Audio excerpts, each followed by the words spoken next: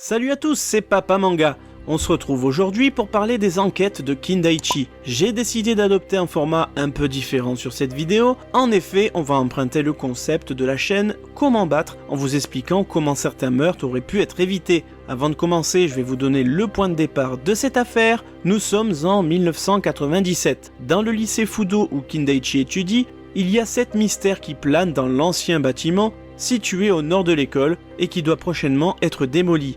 Ces 6 mystères impliquent la mort d'un élève qui serait survenu dans une salle ou bien dans un lieu à proximité de l'ancien bâtiment. Ces rumeurs font que les élèves évitent d'y aller. Voici les 6 mystères connus. Une lycéenne, en changeant une ampoule dans la salle de biologie, aurait perdu l'équilibre et se serait étranglée avec ses vêtements. Elle apparaît et disparaît de temps en temps. Dans la salle des photocopies, un élève se serait coupé la main et serait mort en arrivant à l'hôpital. Depuis, sa main se baladerait dans la pièce. Un étudiant se serait noyé dans la fontaine, elle serait devenue ensanglantée. En cherchant un de ses amis, un étudiant a descendu les escaliers de l'ancien bâtiment. Il savait qu'il devait avoir 12 marches, mais il en compta 13. Et en bas des marches, il a trouvé son ami mort. Sur l'arbre Ginkgo, un étudiant se serait pendu car il était maltraité. Son corps réapparaît aussi certaines nuits. Et de temps en temps, une lourde statuette tomberait sur la tête des étudiants, les tuant instantanément. Le directeur du lycée Fudo recevra une lettre de menace très sérieuse le dissuadant de détruire le vieux bâtiment, et c'est dans ce contexte qu'il sera demandé à Kindaichi de trouver le 7e mystère qui est encore inconnu, et de faire la lumière sur la lettre de menace que le directeur a reçue. Maintenant c'est parti pour la présentation des personnages et des suspects. Hajime Kindaichi est le héros. Nul à l'école et maladroit, il n'en est pas moins un véritable génie avec un QI de 180. Il est en fait le petit-fils de Kosuke Kindaichi, un très grand détective. Si Kindaichi est à la ramasse scolairement, tout son génie se révèle lorsqu'il fait face à des énigmes complexes. Notez aussi que son intelligence est essentiellement situationnelle. Kindaichi n'a pas d'immenses connaissances dans tous les domaines, mais il a une très grande capacité d'analyse, une logique exceptionnelle et une bonne mémoire. Il est souvent accompagné de Miyuki Nanase, son amie d'enfance. Ils sont tous les deux amoureux sans se le dire. C'est une étudiante brillante qu'on peut voir comme le Holmes de cette série. Enfin, Isamu Kenmochi est un inspecteur de police. C'est lui qui permettra à Kindaichi de mener ses enquêtes en lui conférant les autorisations nécessaires. Il peut de plus lui apporter des informations relatives à des affaires passées en fouillant les archives de la police. Dans cette enquête, il accepte d'aider Kindaichi tout de suite car il l'a rencontré avant que la série ne débute dans le film de 1996. Maintenant, passons aux suspects.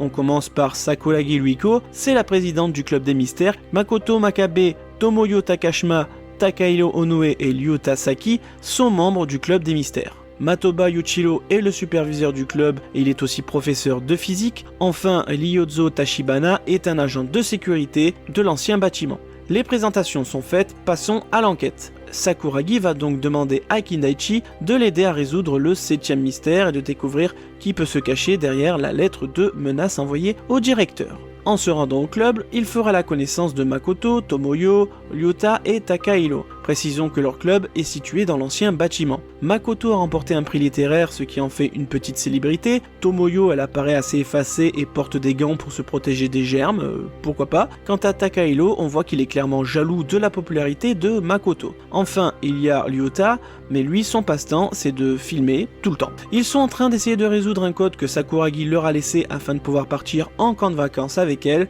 et en un coup d'œil, Kindaichi va comprendre qu'en disposant les cartes et les allumettes d'une certaine manière, on obtient tout simplement la date du camp de vacances qui correspond à la Golden Week. C'est entré en matière, mais c'est l'occasion idéale de montrer son incroyable capacité d'analyse. Après cela, le club tient une réunion avec leur superviseur en expliquant que le directeur a reçu une lettre de menace de la part du sorcier de l'ancien bâtiment. Ça éveille la curiosité de Sakuragi qui demande à son club de l'aider à découvrir ce qui pousse quelqu'un à menacer leur directeur. Leur professeur explique qu'une élève avait essayé avant eux d'enquêter mais a disparu et qu'il vaut mieux donc éviter de trop fouiner. Sakuragi, elle s'en fout, elle veut savoir la vérité. Elle va montrer à Kindaichi une disquette ainsi qu'un carnet qui remonte à 1987 et qui appartenait à un élève qui a mené son enquête, et faisait aussi partie du club des mystères. En fin d'après-midi, il reste au club pour mener ses recherches et semble commencer à comprendre quelque chose. Makoto lui rend une petite visite pour la draguer, mais elle va l'envoyer sur les roses en lui faisant comprendre qu'elle sait que c'est Tomoyo qui a écrit pour lui son roman à succès. Elle a fait ça par amour pour lui, mais cette sous-intrigue ne sera pas plus développée que cela dans l'anime. Dans le manga par contre, Makoto a un fort ascendant sur Tomoyo à qui il fait des avances qu'elle ne refuse pas, ce qui est censuré. Le soir venu, le bâtiment menace de s'effondrer et quelque chose se dévoile aux yeux de Sakuragi qui comprend le 7e mystère. Elle appelle Kindaichi et lui explique qu'elle a résolu la dernière énigme et qu'elle veut lui montrer quelque chose. Elle raccroche mais malheureusement pour elle, elle se fera étrangler à mort. Alors, j'ai plusieurs choses à dire. Déjà, je pense que sa mort aurait pu être évitée si elle était rentrée chez elle pour consulter la disquette, ou bien si elle était allée dans un cybercafé. Toute cette histoire de malédiction, c'est un indice suffisant pour au moins enquêter en sécurité depuis son domicile. Mais même en supposant que Sakuragi n'ait pas eu peur, c'est quand même étrange de rester dans un bâtiment qui vient de menacer de s'effondrer. La réaction normale aurait plutôt été de sortir et de rentrer chez soi et d'appeler les pompiers. D'autant plus que la découverte qu'elle a faite, croyez-moi, c'est plutôt la police qu'elle aurait dû appeler et non Kindaichi. De plus, elle aurait dû tout de suite lui dire au téléphone. Kindaichi et Miyuki se rendent sur place, ils sont rejoints par tout le club, ils se feront surprendre par le surveillant de nuit Tachibana qui leur demande ce qu'ils font là. On apprend que les autres membres ont été appelés pour assister à un rituel macabre. Kindaichi décide d'inspecter le bâtiment en compagnie du gardien et ils vont apercevoir en face d'eux, dans la salle de biologie, Sakuragi pendu devant un terrifiant personnage qui semble accomplir un rituel macabre. La porte se referme et les deux hommes se précipitent pour sauver la lycéenne. La porte est solidement fermée, ils arrivent à la défoncer mais à l'intérieur, il n'y a rien, tout a disparu. Cette scène ressemble fortement au premier des 7 mystères, comme le fera remarquer Saki, et c'est ici que s'arrêtera l'investigation des personnages. Je ne sais pas pour vous, mais à leur place, j'aurais profité d'être à plusieurs pour fouiller les autres pièces du bâtiment. Le lendemain matin, c'est la cohue dans l'ancien bâtiment car le corps sans vie de Sakuragi est présent dans la salle de biologie. Ça fait déjà un mort pour le sorcier de l'école. L'inspecteur Kenmochi arrive et indiquera au détective que Sakuragi est morte entre 21h et 22h la veille. En se basant sur le plan du bâtiment, Kindaichi se rend compte qu'il n'a pas été possible pour le tueur d'effacer la scène de crime en quelques secondes. Pourtant, personne n'était présent dans la salle de biologie. Matoba expliquera que le meurtrier est sûrement un ancien professeur qui faisait des rituels très étranges et qui continue de les perpétrer en cachette. Makoto, quant à lui, va offrir sa déduction en indiquant que le coupable a eu le temps de retirer son dispositif quand Kindaichi tentait de défoncer la porte. Il a jeté le corps par la fenêtre puis a refermé le loquet depuis l'extérieur à l'aide d'un filet qui a laissé une marque sur la vitre. Le coupable serait donc extérieur à l'école.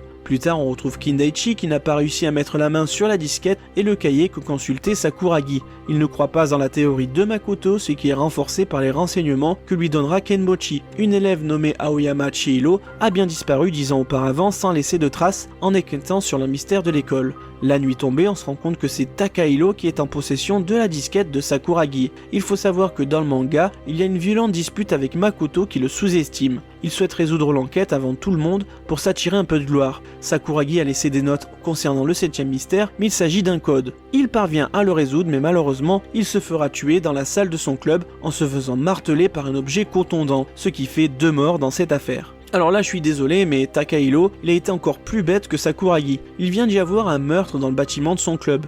Il a assisté au rituel super flippant, il a vu sa camarade pendue au bout d'une corde. Sa présence de nuit à l'école, ça relève de l'inconscience. Il aurait été plus sûr de faire ça en journée ou bien d'aller dans un cybercafé, ce que j'avais déjà suggéré pour Sakuragi. Dans le manga, sa mort est un peu différente, puisqu'il est retrouvé pendu à l'arbre Ginkgo, ce qui correspond à un autre des mystères. Le lendemain matin, le corps de Takahiro est retrouvé dans la salle des photocopieuses, ce qui est inspiré du second mystère. Kindaichi devinera bien vite que Takahiro a été tué dans la salle du club et non dans celle des photocopieuses. Il va en effet retrouver une goutte de sang sur le clavier de l'ordinateur du club et comprendra qu'il avait sûrement récupéré la disquette. Heureusement, Tachibana va confier à Kindaichi le carnet que Sakuragi avait.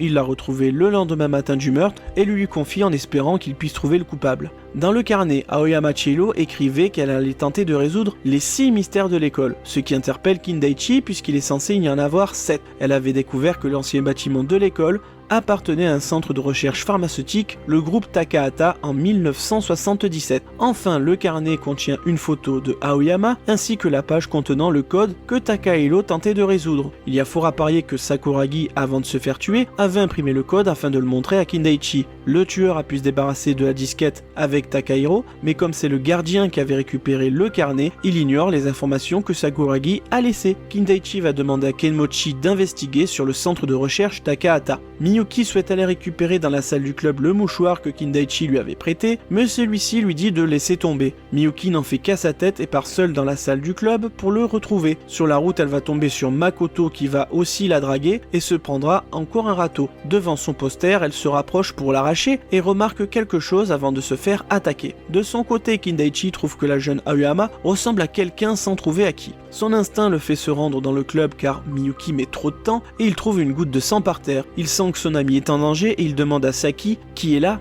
Quel est le troisième mystère? Il s'agit de celui de la fontaine ensanglantée. Notre héros se précipite mais la jeune fille est évanouie. Elle part en urgence à l'hôpital se faire soigner. Ici beaucoup de censure aussi car la tête de Miyuki est vraiment ensanglantée dans le manga. Dans la salle d'attente, Kenmochi vient apprendre au jeune homme que le groupe pharmaceutique Takahata faisait des tests de médicaments sur 6 volontaires. Ces volontaires ont disparu sans laisser de traces. Mais le lycéen laisse tomber l'affaire, il s'en veut trop par rapport à Miyuki. Heureusement, elle reprend ses esprits et l'encourage à conclure l'enquête. Elle l'informe quand même qu'elle a été assommée quand elle s'est approchée du poster. Miyuki va alors lui demander de fermer les rideaux car la lumière du soleil se reflète dans le building voisin, ce qui permet à notre héros de comprendre l'astuce que le tueur en série a utilisée dans la salle de biologie. Dans le manga, il s'en rend compte plus tard avec Kenmochi dans l'ancien bâtiment mais de la même façon. Kindaichi résout le code du cahier et découvre à son tour ce qu'il se cache derrière le poster du club. Il va réunir tout le monde le soir venu afin de faire part de sa déduction. Il va utiliser le même tour que le meurtrier et faire croire qu'il a été pendu dans la salle de biologie. Le même scénario se répète, tout le monde se précipite, mais Kindaichi n'est pas là.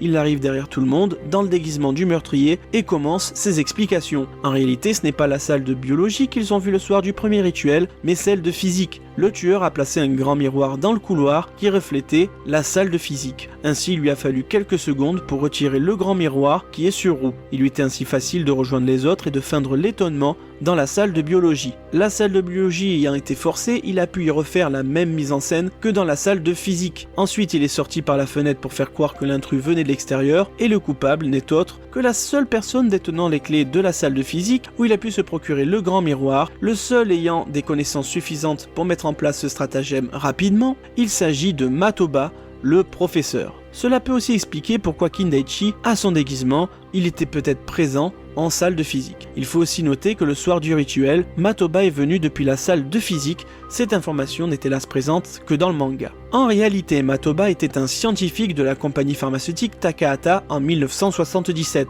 Quand les 6 testeurs sont décédés, les chercheurs savaient que cela risquerait de signer la fin de leur société, alors ils ont caché les corps dans le bâtiment. Ils ont probablement été emmurés ou bien enterrés sous les fondations, peut-être sous une couche de béton, ce n'est ni clairement expliqué dans le manga, ni dans l'anime.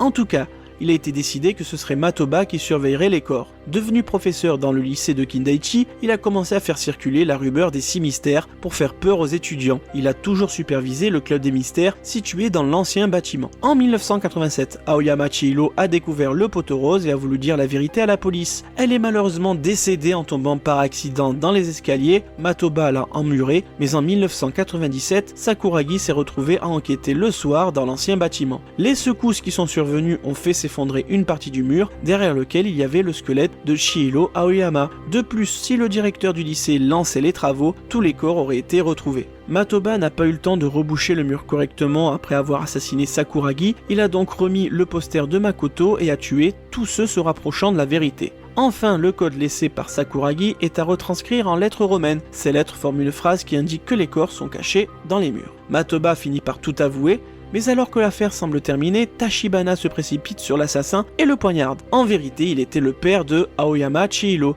C'est lui qui avait un air de ressemblance avec elle. Matoba va donc mourir lentement, dans la plus grande peur possible, et franchement, c'est bien fait pour lui. Cela fait donc 3 morts pour cette première vidéo. C'est un bon score. Dans le manga, le squelette de Aoyama sort du mur. Tachibana utilise un couteau et non pas un ciseau pour tuer Matoba, les changements restent mineurs. Tachibana se fait incarcérer et cette enquête se conclut par les funérailles de Aoyama.